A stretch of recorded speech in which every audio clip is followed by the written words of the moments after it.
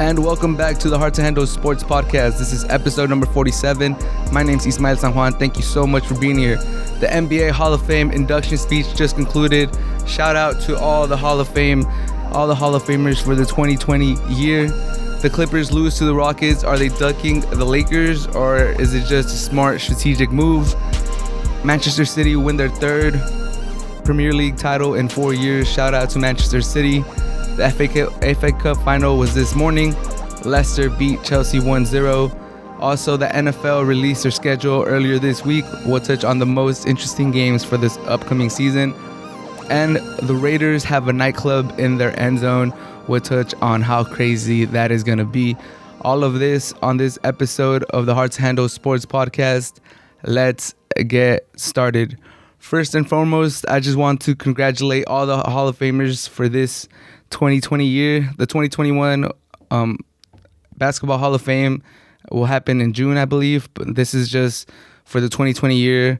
It got pushed back because of the pandemic. But I just want to congratulate all the Hall of Famers: Kobe Bryant, Tim Duncan, Kevin Garnett, Eddie Sutton, Rudy Tomjanovich, Tamika Catchings, Kim Mulkey, and Barbara Stevens, and Patrick Baumann. Shout out to all of the Basketball Hall of Famers. It was inspiring. It was great hearing everyone's story, how they came from like low beginnings and they moved up through the rankings, seeing the women's coaches, their trajectory. One of them said that they didn't even want to coach, and someone told them to coach, and they turned out to be one of the best coaches out there, coached for 20 plus years. Just a lot of these stories were great. They were amazing. It was an incredible night. I love seeing people get recognition. I like seeing people get their due, get their shine. I think it was a great thing to see. But if I'm being honest, the main reason I was watching was for my boy Kobe Bryant. He's my favorite player of all time. He's my favorite basketball player of all time. I grew up watching him. I grew up admiring him. I was devastated when he died. And I'm not going to lie, I dropped a few tears when Vanessa Bryant went up there and gave the speech for Kobe Bryant, because unfortunately he's not here with us anymore. And that was very hard. That was very touching. My condolences are with the Bryant family, with all his daughters, his parents, Vanessa Bryant. It's just, it brought all those emotions back from last year when Kobe Bryant passed away. It brought all the emotions that I felt at the beginning of this year when it was the 1 year anniversary. And it was just very, very touching. But Vanessa Bryant said it best. There's no one like Kobe Bryant. He had an amazing career. No one worked harder than Kobe Bryant. No one loved basketball more than Kobe Bryant. And he loved the game, and I think that's the thing the thing that I took the most away from this was that Kobe Bryant loved his fans. When Vanessa Bryant was describing why Kobe Bryant always played through injuries, she described that Kobe Bryant remembered going to his favorite player's game, and he had nosebleeds, and how much he enjoyed that. And like Kobe Bryant and his dad would get nosebleeds, and just to watch his favorite player, which was Michael Jordan, who was standing right there next to Vanessa Bryant, and how much that meant to Kobe Bryant, how much he cherished just being in the nosebleeds, not even having good seats, but being there live in person, being able to see his favorite player. And he always remembered that once he was an NBA player, he always remembered how he felt when he was a little kid, being in those nosebleeds and experiencing NBA basketball live. So he said that as long as he could play, as long as it didn't hurt too much, he was going to persevere through it and give it all to his fans. And I think that's why Kobe touched so many people, because he left it out. He always left it out on the court. He never let the fans down. He was always there. He was a competitor, snapping a finger back, playing through injuries, coming back from the Achilles. You name it, Kobe did it. And I think it was a beautiful speech by Vanessa Bryant. If you guys haven't seen it, I'm sure it's circling all over Twitter. It's circling all over YouTube, I'm pretty sure. So if you missed it, if you didn't get a chance to watch it, I would suggest that you guys go watch it. It was very touching. Like I said, I dropped a few tears. It was incredible. And also, I like the Tim Duncan. I like how he thanked everybody. His story's crazy. How he came from the islands and he got recruited on like a pickup game, and then he went to Wake Forest, I believe. And then from that, Popovich picked him for the Spurs, and then everyone knows the rest is history. Uh, Everyone's story was very touching. Kevin Garnett's the big ticket. He was dope too. Like this is the greatest Hall of Fame class ever, in basketball and football and soccer, you name it. Any Hall of Fame, I believe this is the greatest Hall of Fame class ever. Just the sheer amount of stars. Just if you just put Kobe Bryant, Tim Duncan, and Kevin Garnett, that is already the greatest class ever. And then there's a lot of other deserving Hall of Famers that were in here too. But Tim Duncan and Kobe Bryant, they're two of the top 10 players in the NBA being inducted into the Hall of Fame at the same time. Kevin Garnett, probably a top 20 player in the NBA, in NBA history. So just incredible talent. It was an incredible ceremony. I really enjoyed it. I haven't really watched too many of these. I've watched a few, but this is the first time that I watched it the whole way through. And it was very touching. It was inspiring. It's really motivational, like where some people came from and where they got, the heights that they achieved. And like I said, it was just an homage to my boy Kobe Bryant. He's right here in the back. I have a little painting there too. He's my favorite player, and like I said, it was very touching. Vanessa Bryant showed toughness. Her voice didn't crack till like the very end, when she was thanking Kobe Bryant. But yeah, if you guys haven't seen it, make sure to take a look and give it a peep.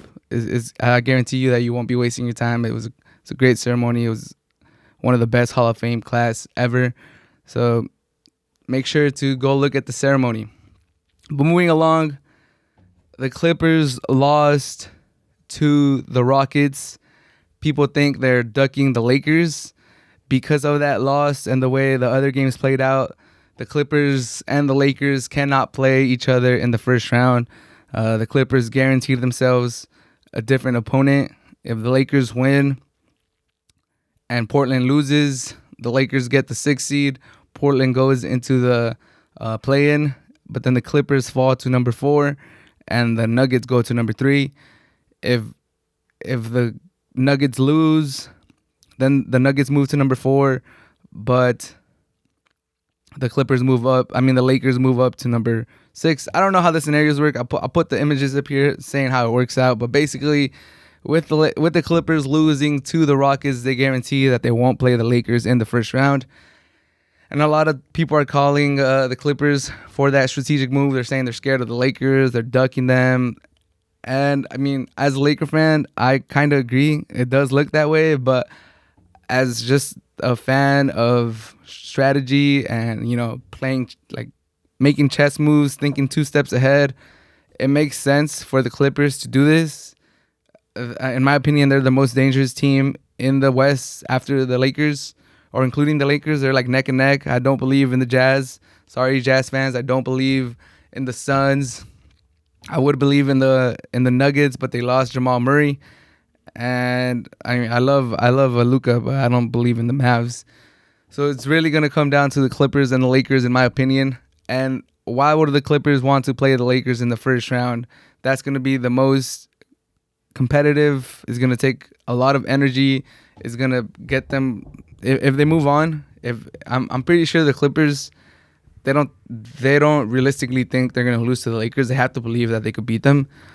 We'll see if they cross paths how that plays out. But the Clippers have to believe that they're going to beat the Lakers. But even if they didn't, or even if they did, why would they want to play them in the first round? It doesn't make sense. Like, if they do play them in the first round, and let's say they beat them, the Lakers are not going to go down easily. They're going to put up a fight, and the Clippers are going to be tired. They're going to be worn, and they're going to be more susceptible to losing in the second round after playing the Lakers and getting upset in the second round. So why would the Clippers want that? Why would the Clippers want to go into the second round having played a grueling series with the Lakers, having played probably the Lakers, AD and LeBron and Montrez and Andre Drummond, and all these guys for 6-7 games. Why would they want to do that and then go into the round 2 depleted, going against the Suns or somebody, and they're probably licking their chops. They're like, damn, if we're gonna beat them, this is our best shot after they play each other. If the other teams probably don't think that they could beat them. They know the star power that the Clippers have. They know the star power that the Lakers have. You're going up against PG. You're going up against Kawhi. You're going up against LeBron and AD. It's going to be hard for any of these other teams to eliminate either of the LA teams. The other teams are probably hoping that the Lakers and the Clippers play against each other at the beginning, knock each other out, weaken each other, and whoever moves on is the easier target for the other 6, whoever is there to play them. So I don't blame the Clippers for doing this, although I would like to jump on that Lakers bandwagon and just roast the Clippers and just say, hey, you guys are ducking us. You guys don't want that smoke. You know, you guys know you guys are going to lose. AD and LeBron are better than Kawhi and PG. You know, I want to go up here and say this, but realistically, it's a strategic move and it makes sense. If I was a coach, if I was the GM, I wouldn't maybe explicitly tell my players, but you know what Tyronn Lue did, just, rest some players, play some other players 9-10 minutes, and then just call it a day. You're like, you know what? Let's give some other players some playing time. Let's see if any of them could spark up for this playoff run. But I don't blame them. All jokes aside, I don't blame the Clippers for doing this. It's smart. It's strategic. That's one of the things that people were complaining about the Champions League, that they wanted to see a City Bayern final, and that they were going to play in the semifinals. It didn't end up happening. Bayern ended up losing to PSG. But I'm pretty sure everybody wanted to see the 2 heavy hitters go at it at the end and not in the semis. And I think the way the Clippers fixed it, they tanked. It's pretty obvious that they tanked. Now, if both teams stay on the course, we're able to see a Clippers and a Lakers Western Conference final, and I think that would be more entertaining. Yeah, it would have been fun to see them in the first round, just get it over with. We've been craving this matchup in the playoffs for the past 2 years.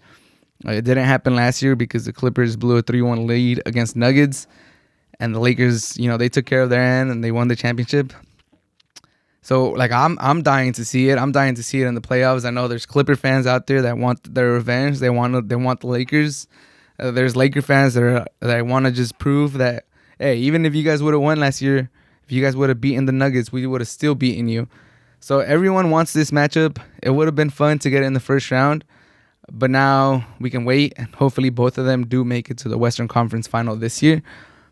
But all in all, I am rooting for that to happen. I don't blame the Clippers for strategically manipulating the seeding. It makes sense. It's strategic. I don't blame them for that. It could seem as a soft move. I can get how other people would criticize them or, throw jabs at them, make fun of Clipper fans. That makes sense. But the strategy is sound, and I respect it.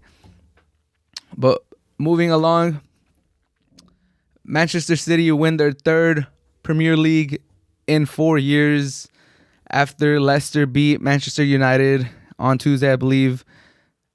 Manchester City have captured the Premier League this season. We could see it coming. City was the best team throughout the year. They had a rough start.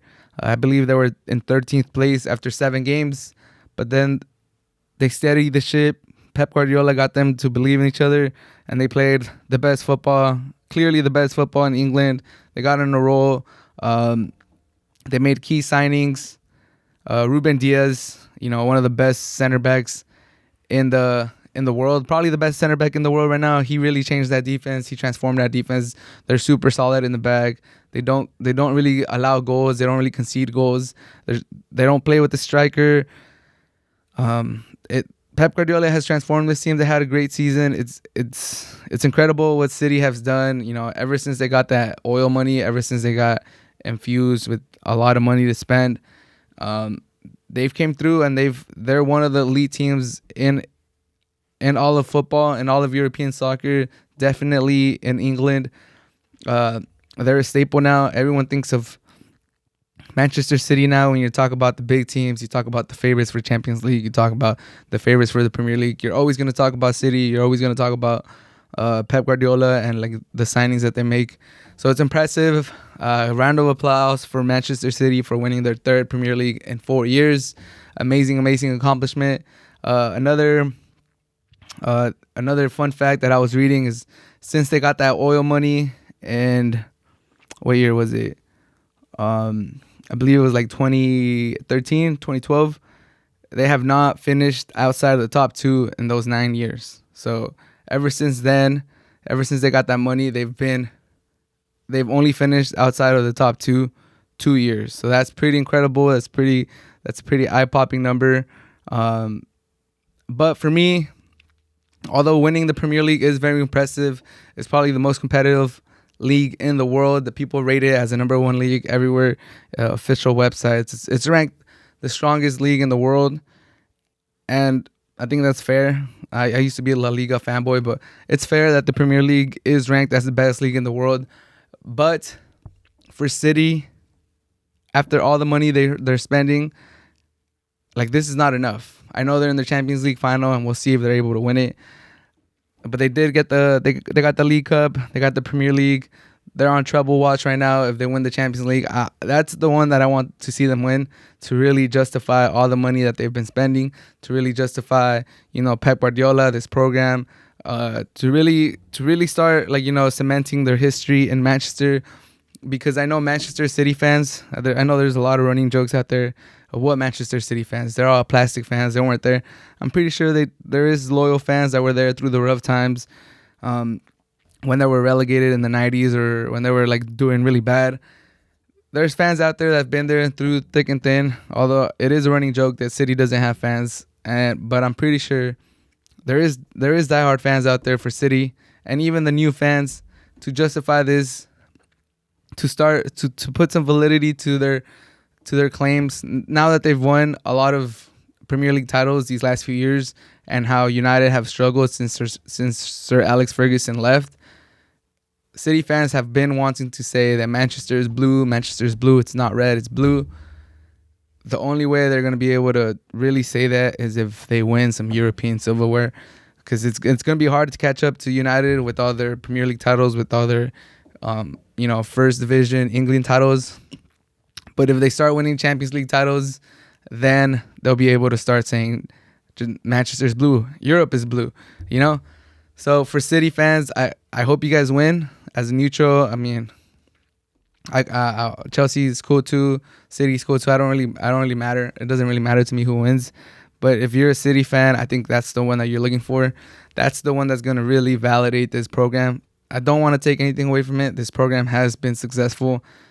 Premier League is the most competitive league in the world. So winning it 3 out of 4 years, 5 times in 9 years, I believe it's a great program. It's working, but they need to win this Champions League.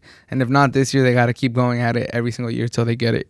And then maybe it's going to take a while, but then maybe Manchester might be a sliver of blue.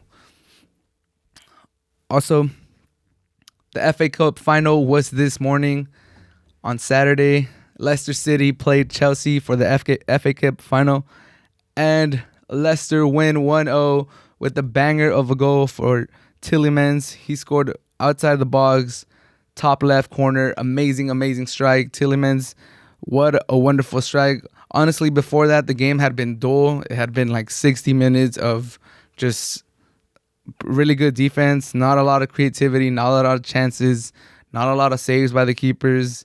It took a moment of brilliance by Yuri Tielemans. Amazing strike. And then after that, the hero of the game was Schmeichel, having 2 key saves, one on the bottom right, stopping a header, and then another just absolute reflex of a save, stopping a strike from inside the box. Just incredible reflexes.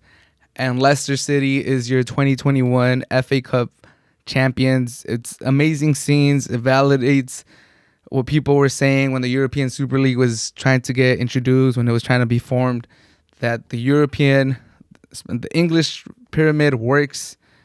Leicester are the symbol. Leicester is the symbol for all the smaller teams.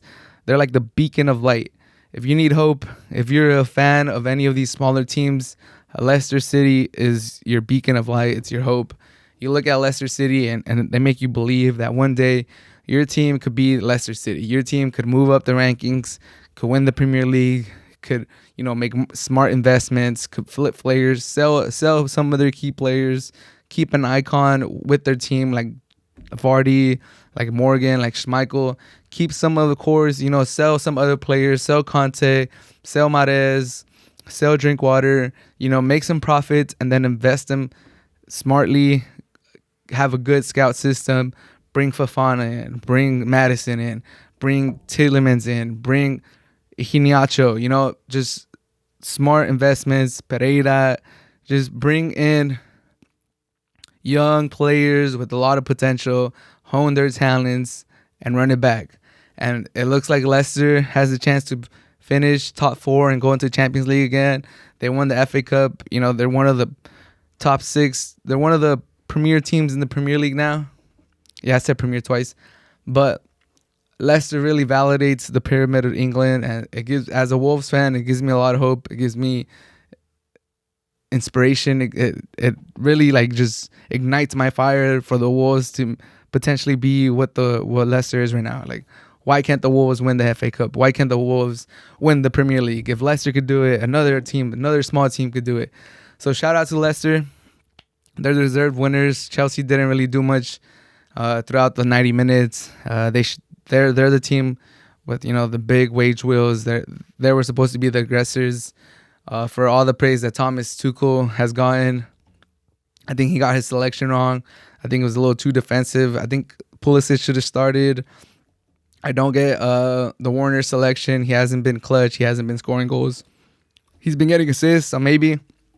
But I think he could have played other players. I think he got his selections wrong. But that takes nothing away from Leicester City. It was inspirational. They played inspired football. And Schmeichel, shout out to Schmeichel for making key saves at key moments. Shout out to Morgan. He was the captain that lifted the Premier League title.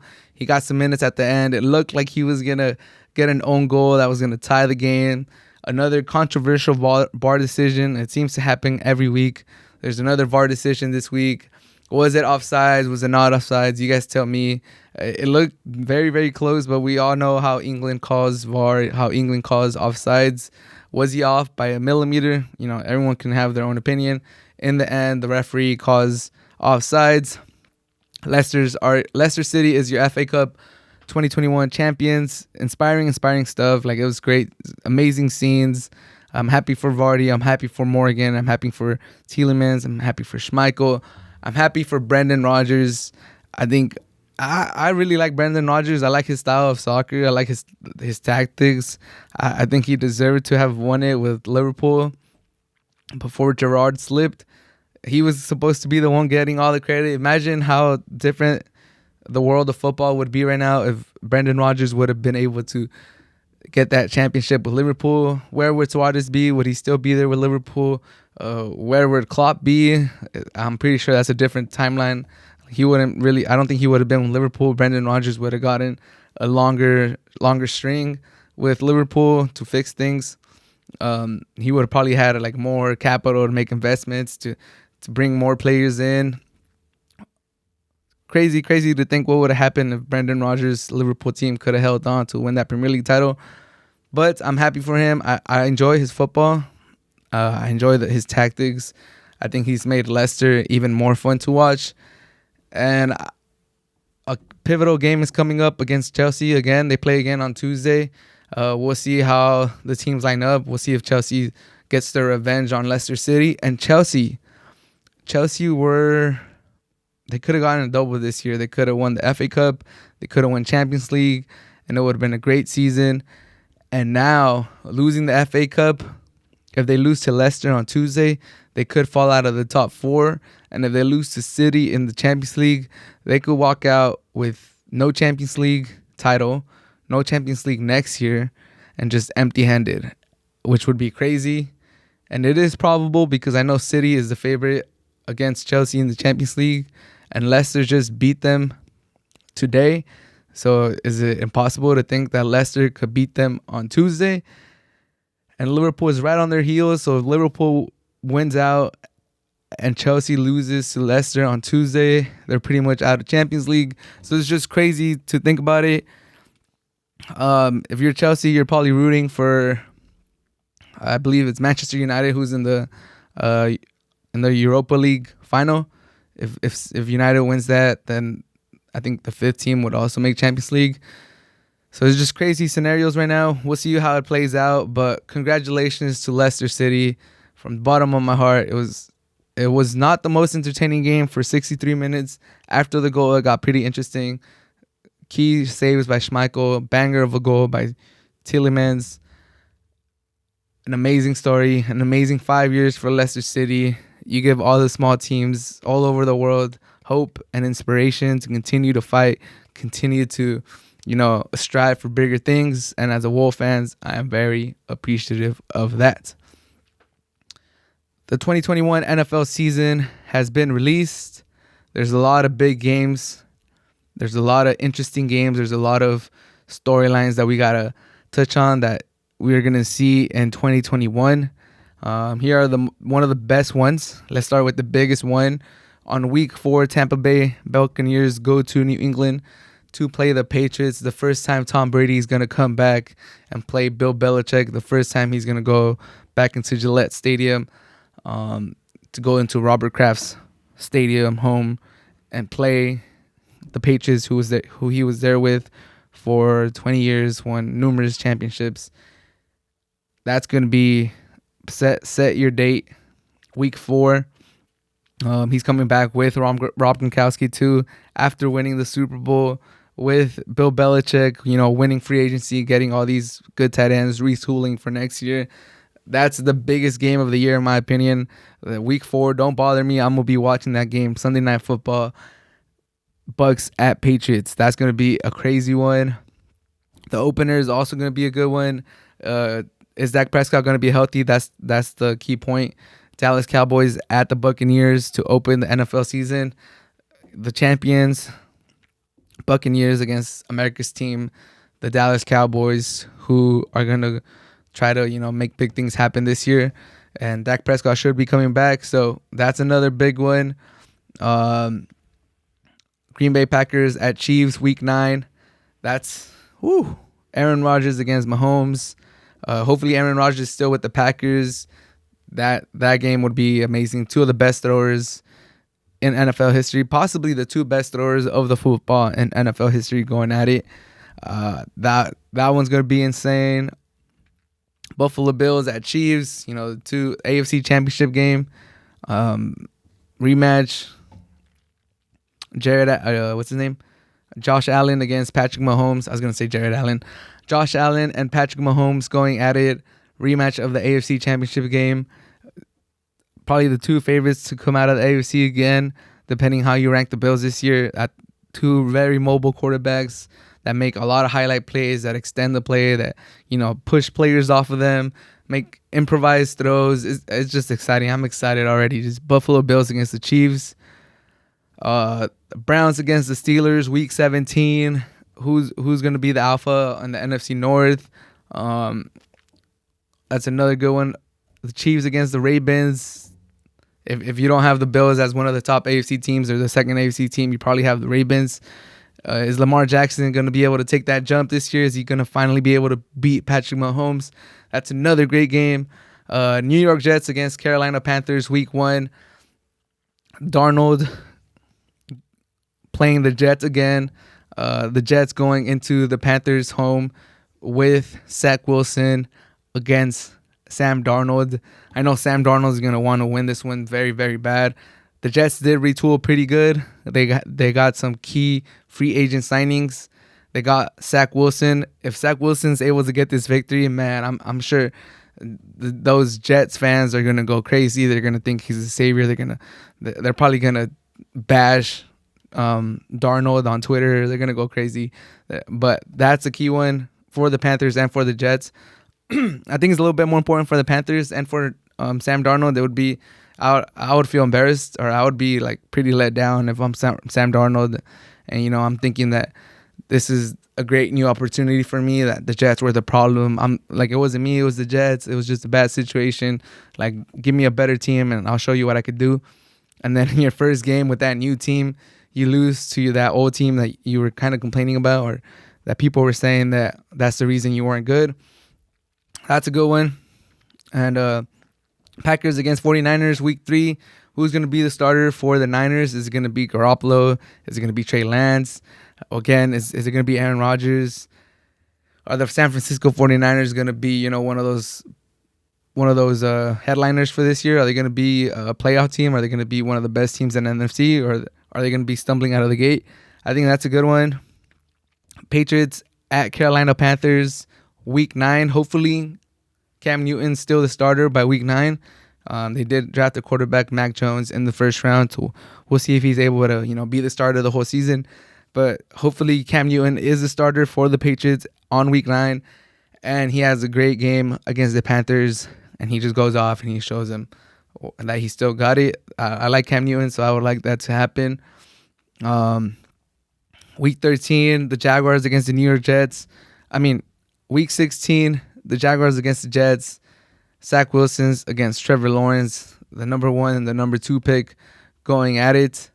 That's just going to be an amazing game. And also the Ravens at the Las Vegas Raiders, week 1. The first time there's going to be fans in Las Vegas. They're going to welcome the Ravens. I think that game is going to be completely insane. First time Vegas is going to have fans. I know the Raiders, they didn't want to partially accept fans last year because they said, once we open this stadium, we want it to be booming. We want it to be loud, and we want it to be a party in here. So I know that week 1 game in Las Vegas is going to be insane. And on another note, these Raider tickets have been very expensive. So I know all the Raider games are probably going to be a must-see spectacle in Las Vegas. Which brings me to my next point. But anyways, these games, they're all amazing. Some other notable games.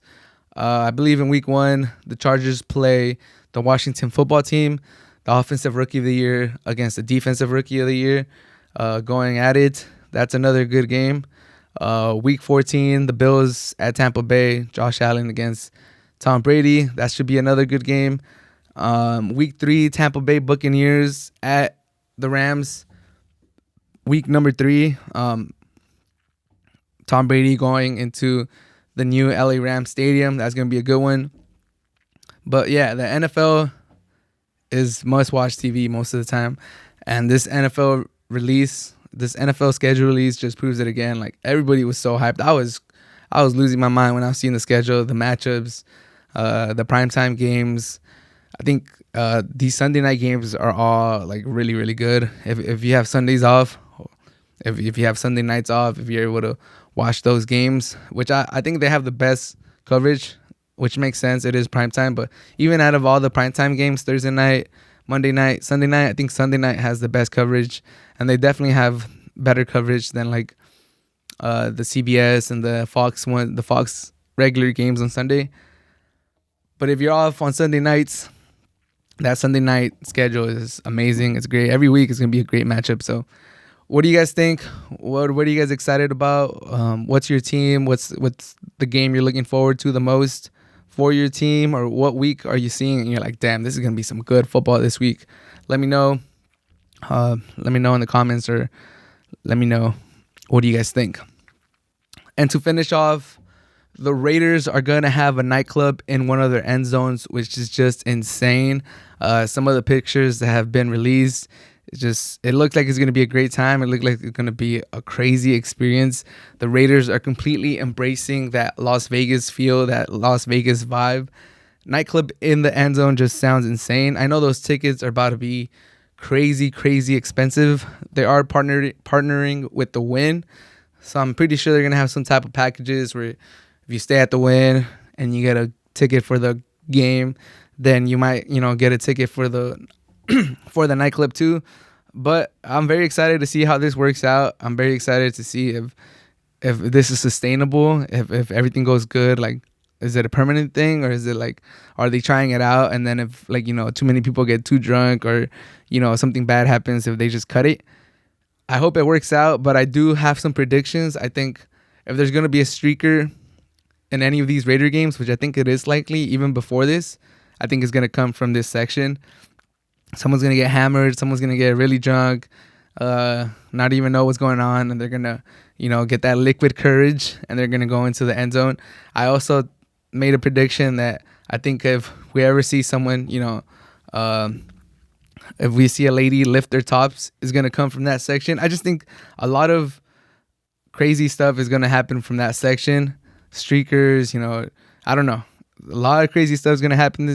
I wonder if, I don't know what the height of the end zone, like if you do the Lambo leap on that end zone, like, are you going to end up on the nightclub? Could you and realistically just flip and end up on the dance floor or something? I don't know. But I think this is a great idea for the Raiders. I don't know if it would work out for a lot of these other teams that are like in the middle of nowhere. I'm pretty sure the Chiefs couldn't do this. Like, it wouldn't make sense. They're in the cold. They get snow. But for the Vegas, it makes sense. I think they're completely embracing that Las Vegas culture, and it makes perfect sense. I wonder what type of DJs, if DJs are going to be lining up to get that DJ set to be a DJ at that arena. I wonder if it's going to be distracting for the players, because a lot of times, the Raiders are trying to keep quiet if their offense is on the field. I wonder if the whole stadium's trying to keep quiet when the Raiders are, marching down the field, trying to score a touchdown to tie the game or, win the game. Is that nightclub still going to be like just booming and playing music, or are they going to stop it and they're going to be like, hey, the Raiders are marching down the field. I know you guys want to party, but we got to keep quiet. It's just a lot of things are crossing my mind. What do you guys think? You think it's a good idea? You think it's going to work? Do you guys think some crazy stuff is going to happen out of it? Like I said, I predict that there's going to be a streaker that comes out of that end zone, and there's going to be someone that flashes the camera from that end zone. But I hope it works. I hope it sticks around. It seems like a great concept. If I ever have the chance to go and the prices aren't too steep, I would like to check it out. But let me know what you guys think. Is it possible to keep? Is it going to be fun? How expensive do you guys think this is going to be? But all in all, from all the pictures that are popping up, it looks like it's going to be a great time. And hopefully the Raider fans, anyone that makes any of the away teams that are playing the Raiders this year, I hope if you guys get into that nightclub, I hope you guys have a great time. It looks like it's going to be a crazy experience. It's going to be something that if you're able to get into, it's like a talking point. It's something to brag about. Like, oh, I just pulled up to watch the Charger game, and I was at the nightclub, just watching the game and just dancing. Yeah, Tiesto was doing his DJ set right behind me as Keenan Allen caught the game-winning touchdown. He had like a sick bass drop, and it was just the sickest thing ever. I don't know. It seems like it's going to be a great time. What do you guys think? Is it going to work or not? But that's it for this podcast episode number 47. Thank you so much for listening. My name's Ismael San Juan. Thank you for supporting. And I'll probably do an episode on Tuesday previewing the play-in. And thank you so much. Have a great rest of your day.